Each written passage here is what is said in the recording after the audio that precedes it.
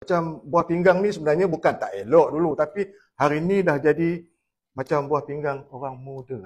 Fuyu. Jadi bila saya makan Vitex tu, doktor tanya saya, pakcik dia makan ubat-ubat lain tak? Saya cakap lah saya makan Vitex tu. Dia kata sekarang gula pakcik, kolesterol semua dah stable. Sedangkan selama ni aku makan ubat doktor ni, stable gitu-gitu. Tapi bila makan tu, bila dah cek darah dengan doktor KKM, pakcik punya semua okey. Buah pinggang, darah tinggi, kencing manis, semua dalam keadaan yang stabil.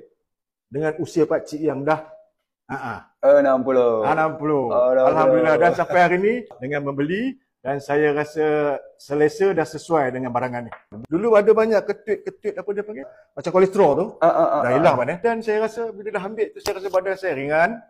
Saya rasa lebih berkeyakinan nak datang buat kerja dalam keadaan yang cergas. Dr. Farah yakin kita sebagai anak-anak pasti nak lihat ibu ayah kita ni dalam keadaan yang sihat, bebas daripada masalah kesihatan, bertenaga nak lakukan perkara yang mereka suka, nak berjalan, nak main dengan cucu, nak berkebun. Bayangkan mereka dah umur 60 tahun tapi masih lagi dalam keadaan kesihatan yang baik. Jangan lupa hadiahkan ibu ayah anda dengan SKP Vitex, minuman botani yang diformulasikan oleh doktor perubatan dengan 12 jenis fitonutrisi seperti kulit manggis, kulit pokok pine dan juga biji anggur yang dapat bantu ibu ayah anda untuk bebas dari kencing manis, kekal bertenaga, rasa lebih muda dan yang paling penting anda pasti bahagia bila kesihatan mereka terjaga.